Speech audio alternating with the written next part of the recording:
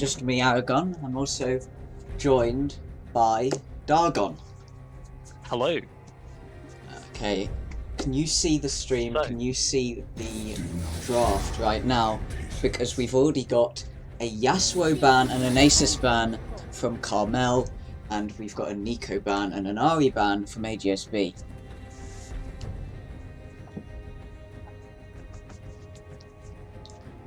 that's very okay. Exciting.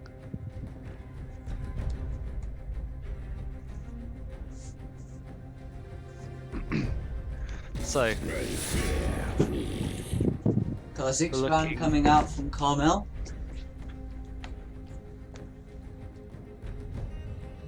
But all my light guns would have brightened your day.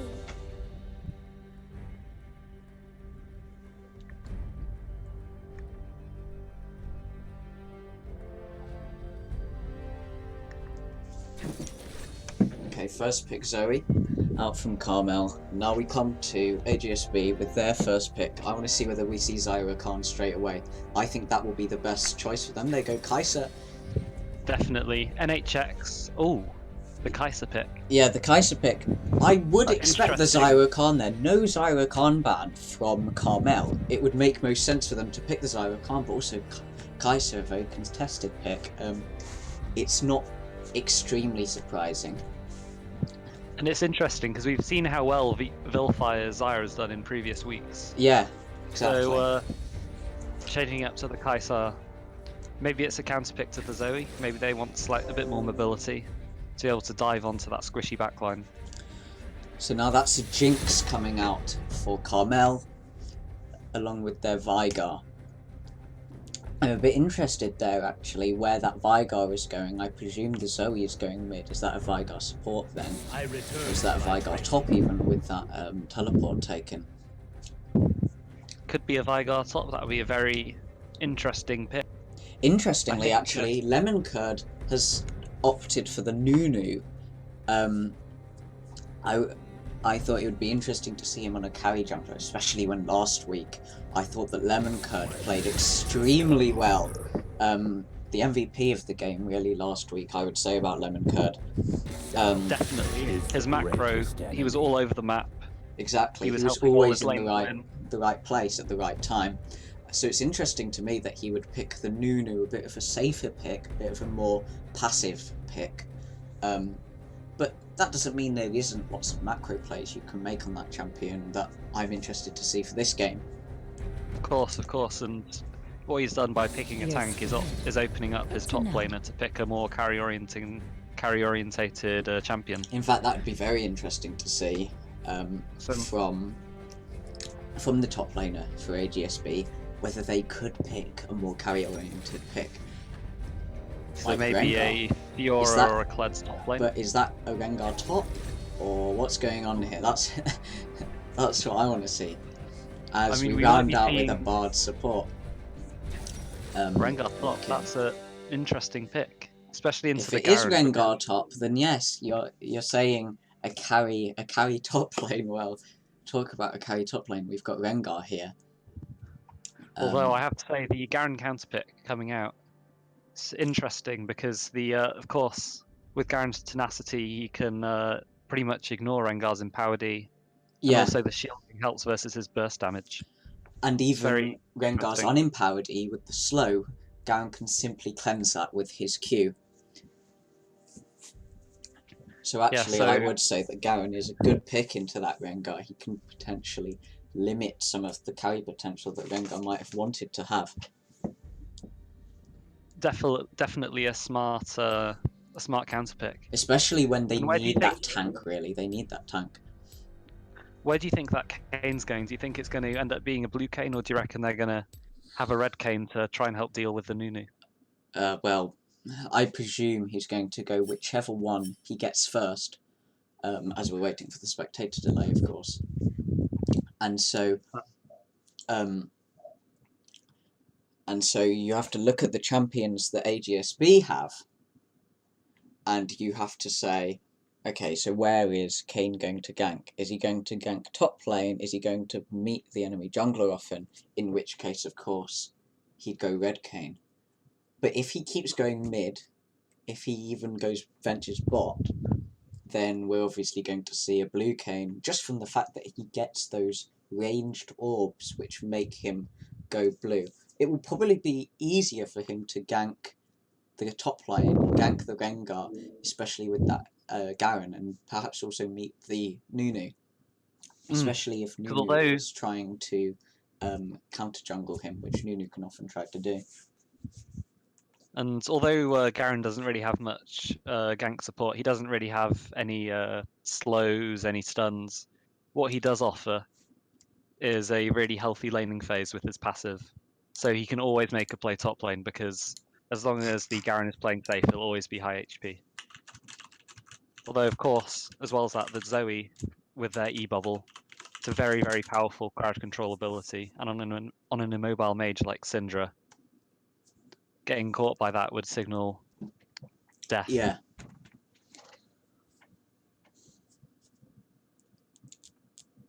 Oh. A minute left on the spectator delay. And what do you think about this bot lane matchup? Do you think Kai'Sa and Bard? I am still confused, actually. The Kai'Sa Bard. The Kai'Sa makes sense. The Bard feels a bit out of left field, really. Especially when neither Xayah nor Rakan were banned. It would make sense for me to pick Xayah and Rakan for them. But obviously they haven't done that. They've picked the Kai'Sa, they've picked the Bard. I wasn't aware of Bard being a comfort pick for NHX. He's traditionally been a Blitzcrank main. But perhaps he is comfortable on the Bard. And then against that Jinx and Veigar, it's interesting because really Jinx wants to stay back and just farm, and Veigar might be poking a bit, using the baby cage, and using really his poke from his W and his Q to get Bard and Kai'Sa away. I would presume, actually, it's quite a similar story with the other side, with Kai'Sa just kind of sitting back, farming up, at least getting those first 1, 2, 3 items before she can really be online. And it's the Bard that then sits there trying to poke. So it might then be a Bard versus Veigar kind of pokey matchup in the beginning of the lane, at least, as the spectator delay ends, and we're going to start going into game. And of course, the throughout most of the game until the very late game, Kai'Sa does outdamage the Jinx by quite a margin with their percent missing health passive. So we'll just have to see whether the Veigar pick can carry the Jinx through to the hyper late game. Because of course, the Rengar won't be able to jump on the Jinx, or at least it'd be foolish to try to jump on the Jinx when the Veigar baby cage is available. Because as soon as the Rengar gets hit by that stun, it's going to be in a really bad position.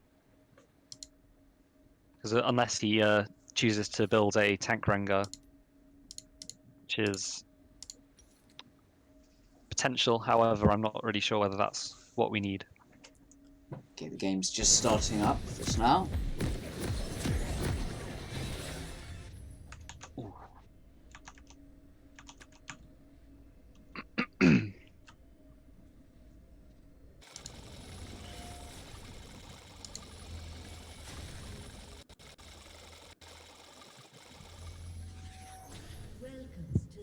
So,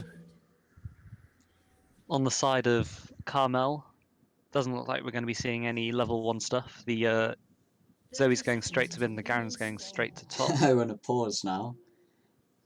And, straight away. Mouse issues, apparently, from Vilfire's Kai'Sa.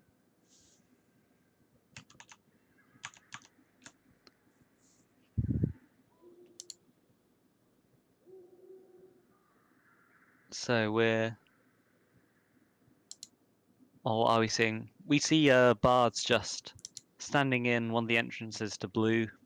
Not much going on there. Unpause, that was okay. relatively short. Just for Phil Fight to fix that mouse. The Oh dear. action resumes. Oh dear, the action does not resume. As another poor spell comes less than 5 seconds later. I wonder what this one's about. It might be the fact that Lemon Curd has just disconnected and now reconnected. A plague of issues at the beginning of the game. I doubt it means anything for the rest of it, but we can take meaning what we want to. And I'm sure after AGSB irons out these difficulties, we'll have a nice, hopefully a nice long game, action-filled. It'll be interesting to see what happens in the mid lane, especially, I think this matchup very much depends on whose jungler decides to come. Yeah. Because, I mean, I'm not a Syndra player, however, I know that that matchup is quite even for both sides. So it'll be interesting. Oh yeah, and this game is being played on the new patch. So that means that we're going to see perhaps the new Drakes, the new Elemental Rift. This is going to be the first game actually where I see the Elemental Rift. That's going to be very exciting, and especially when we start seeing some of the Dragon soul buffs, which seem very powerful. For example, a passive shield on the mountain. We might see the bot lane playing around this little alcove that's been added. And going to be very exciting. And one other thing is, if this game goes late, if the Elder Dragon appears, we'll see it might be a chance for the losing team to make a comeback, or at least the team with less Drake control, because they've recently changed Drake to no longer give your stacking true damage buffs depending on how many elemental Drakes you've killed. So it's very exciting to see. And as well as this, we've also seen a bit of a, well, I'd say it's a buff and a nerf to the Baron Nash. So, although the Baron minions are now significantly stronger, they also... Ooh, the game's resumed. Sorry, I will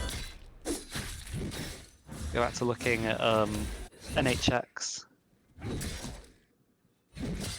Playing around the bot lane brush. So far, nothing going on in the alcoves. Oh, but Garen being stunned up under the turret might mean that's a lot of early damage onto Garen, unfortunately for him. Garen will definitely have to miss a lot of CS in order to get his passive healing. You know what, I reckon this might be a first blood from our Rengar up onto the Garen. That is quick and easy from him. Definitely some strong play from the Rengar, having the awareness to use his empowered E underneath the turret. Yeah, I did really like that. Long before Garen could gain any tenacity from his W.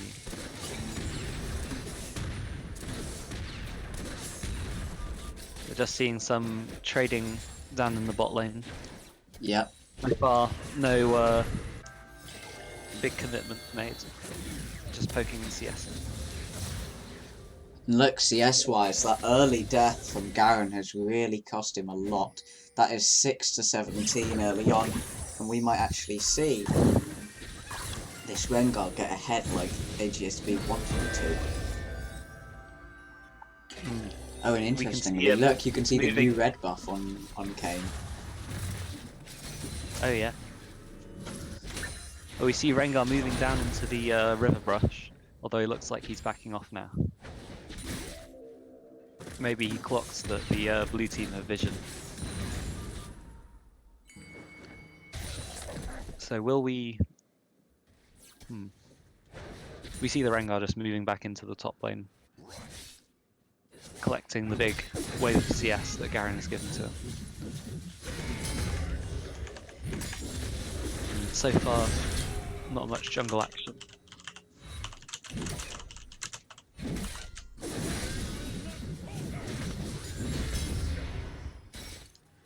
Although, we do slowly see the Kayn moving into the bot lane. The question is, will... That's not very good for the Garen. Oh, that's Beginning very the unfortunate for the judgment Garen. under the tower. And that will mean a swift second kill for our Rengar top.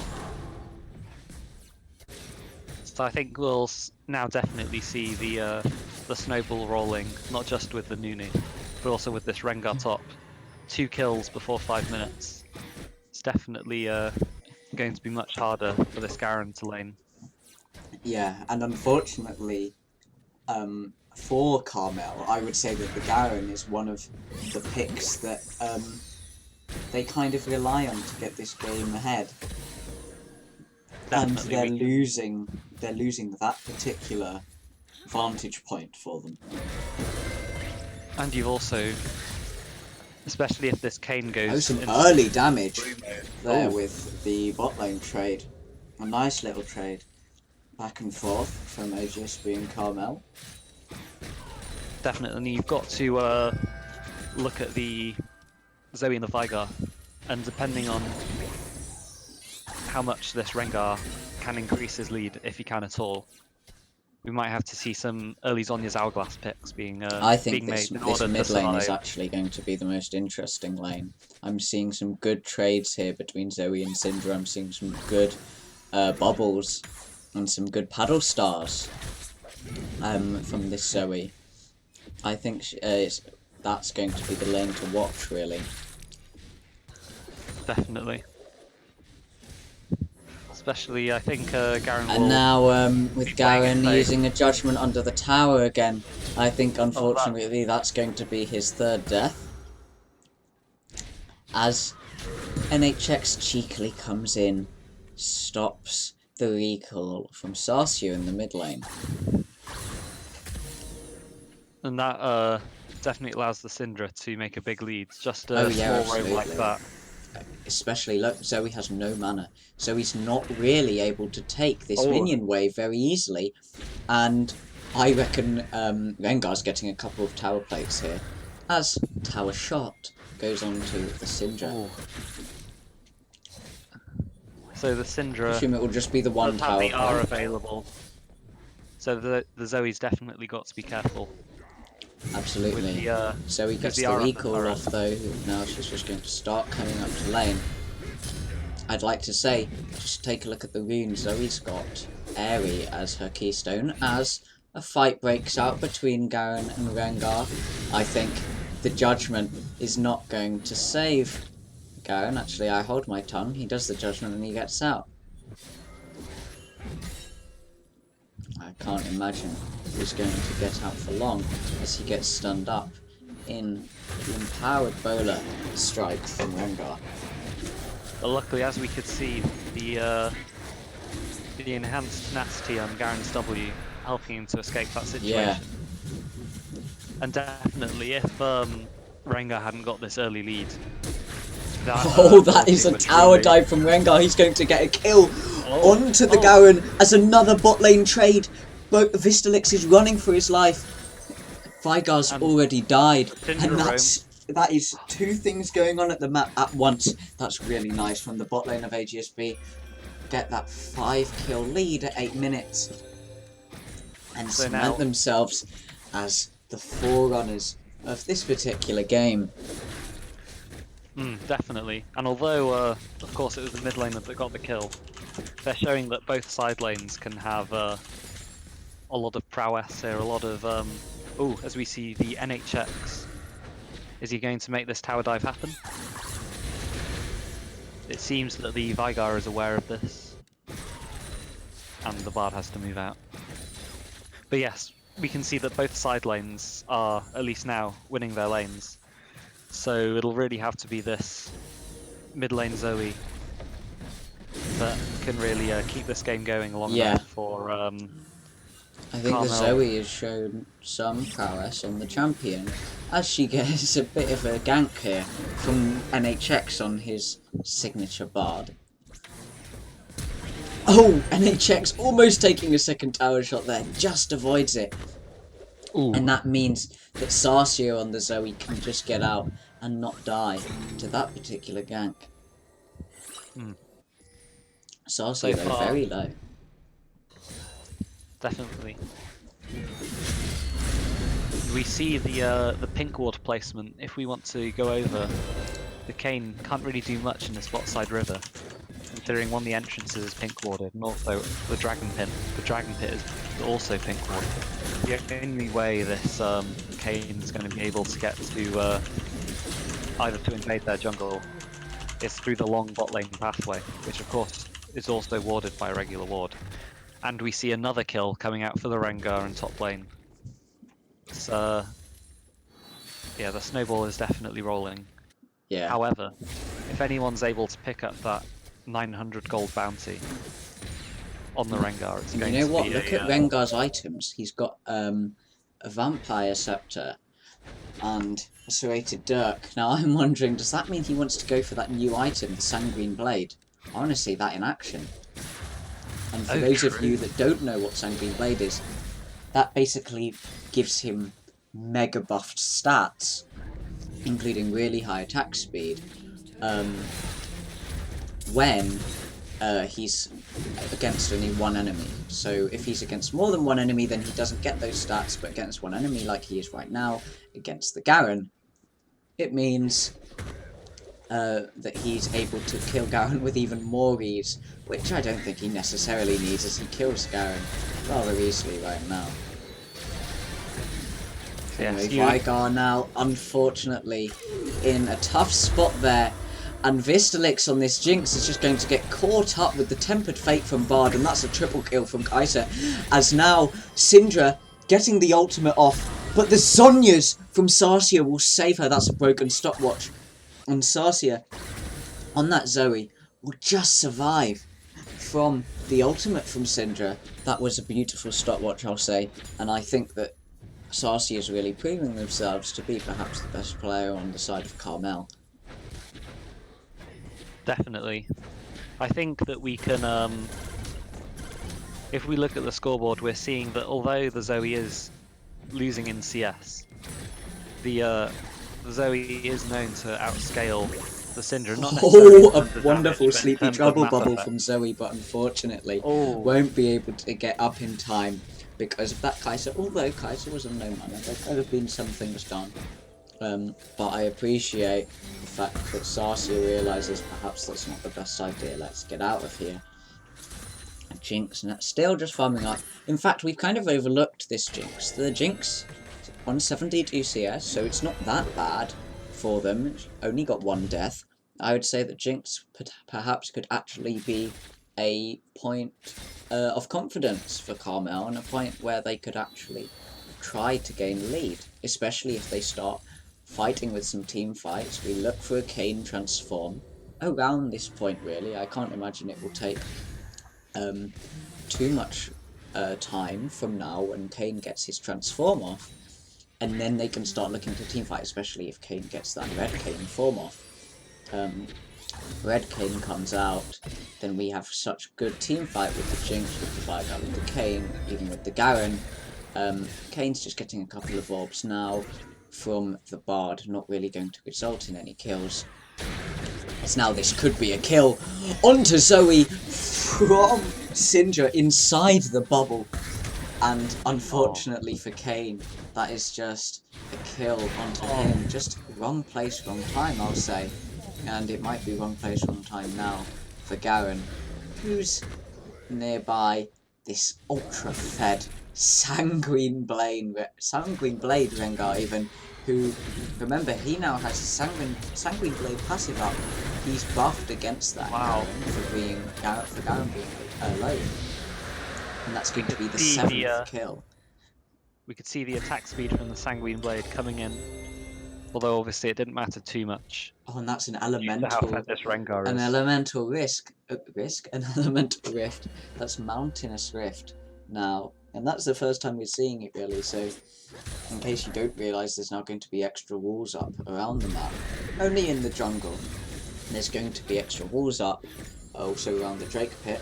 Oh, Tempered Fate catches onto the Vigar. I think Vigar might just survive. One more auto attack needed, and Vilfire gets that off, although he did stand still for a while. That's a second kill. It's now just Jinx on her own. Oh. And we cut to the top lane where I'm afraid this Garen's probably just going to die to the Rengar. Still Jinx holding out, still just surviving as that Sanguine Blade grants Rengar incredible split push potential. It's interesting that despite the itemization of the Rengar, and especially putting the Rift Heralds down in the top lane, we haven't really seen any and now Zoe comes to stop top Rengar, and I don't think that's going to end well for Zoe, as she gets killed in the wind-up of her Sleepy Trouble bubble that's put onto the Rengar. 9-0. I want to say, AGSB of 17 kills to the 0 of Carmel, as Rengar now, it might get the 18th and 19th kills for AGSB. Let's see. No, the 17th does not get given to him, but he's going to take Garen instead, and he does get the double kill off. That's now 19 kills for AGSB. And is Jinx going to try and get this kill onto Rengar? I don't think it would be unwise to try and get this. That's going to be a huge shutdown if either this Zoe or this Jinx is able to get it, but they're not going to quite go for it there. But anyway, yes, AGSB, 19 kills to Carmel 0, and where are most of those kills? 11 kills in Rengar. And we see the Rengar itemizing for more lethality. So it's interesting that we haven't really seen much armor coming out from the Garen, because normally you'd think that would be a good idea to counteract the flat penetration. Well, the problem for Garen, I would say, is that he just doesn't have enough gold. He wants his first item first of the Black Cleaver that he's not able to buy yet. He's got the Phage and he's got the Kindle Gem in his inventory. He's waiting to be able to get that 950 gold that he needs to be able to buy that Black Cleaver. And then perhaps he'll be opting for something like the Tabbies, although by then I might think that it's a bit too late for him. I really think that Keynes has to start getting this transformed soon. I can't imagine it's going to be long, but that might be a death onto Syndra. Syndra almost caught by the Dark Matter from Vigar, but it's not going to matter as Vigar gets caught in the Tempered Fate from Bard. He's going to get stunned up by Syndra and taken down by Vilfire. We see the Mastery 7 emote coming out from the Kaisar, obviously quite confident. Oh! I'm afraid that's going to be an execute onto the Kayn. It's interesting, this game is very different to last game, because although last game AGSB played, Lemon Curd really had a high impact in making sure his lane won. In fact, I feel like I've hardly seen Lemon Curd this game. This has pretty much been the Rengar show. This has been the Rengar show, and then slightly later on the bot lane Kaisar. Yeah, the Kaisar just being able to absolutely wreck everyone here as they now take down the Nexus. One kill for Carmel onto the Zoe. Onto the Bard, the NHX bringing out some classic NHX activity. Well, yeah, we have seen it before, don't forget. We've seen it in the game before where he was the only death on them. So, what do you think we can take away from that game? I think that, once again, we've shown that AGSB is a very strong team. Yeah, they're a team to be contended with. They're certainly a team that I would say could look towards the kind of top goals of the tournament, could look to go far in it, because certainly in this group stage, they do seem to be doing incredibly well for themselves. And we've got to give the player of the game to our Rengar, the LOL S69, because although, of course, once you snowball on Rengar, getting the kills, it's basically CSing minions. but the very smart plays at the start, for example, using his Empowered E under the turret to get some very significant damage into the Garen. Although And I then wouldn't being able overlook, to... I wouldn't overlook the Syndra, mind you. The thing with the Rengar is he gets a few kills early, then he does a lot of damage. The Syndra, I felt like I consistently saw such good micro play from the Syndra. I also saw good micro play from the Zoe, mind you, and I saw some really interesting 1v1 from the mid lane. But particularly in those solo kills that Syndra was able to get onto Zoe, I saw some really good catches with the Scatter the Weak, combined with the stun, and then being able to ult or being able to use the abilities in a way where the Sleepy Trouble Bubble is no problem for Syndra. So I'd say, yeah, Rengar did really well. But perhaps, a Snowball, he actually was able to get some of those kills in a way that after the first few, it didn't require much input from him compared to what I'd say that some of the other players might have been putting in. But yeah, it is what it is. It's a shame neither jungler managed to have any kill participation in that game, and we've got to wonder why. Yeah, I this think, definitely wasn't a jungle focused game by any means. although of course, because the Nunu did have some objective control, securing the Mountain Drake for some extra durability. Oh yeah, On and we their got tanks. that Mountain Drake rift, of course. And however, I do think the Nunu could have done more that game, considering in total Nunu delivered 0 champion damage. However, of course, in a game where your lanes are winning so hard, maybe you should just focus on farming up and making sure you're strong for the late game. Should that late game ever come, which in this game, of course, it didn't. Yes. However, there's always the potential. If I really think if any player could have equalized the stakes in that game, it could have been the Zoe, maybe delivering some one-shots, some long-range E plus paddle star combos to the Rengar that could have really easily taken him out of the fight. But alas, the Rengar was just too fared too fast for the Zoe to do anything.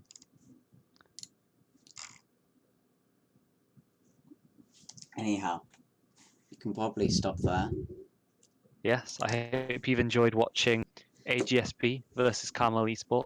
And I think we can expect to see another game next week, next Wednesday. So thank you for tuning in, and we'll see you then. I've been Dargon VGC.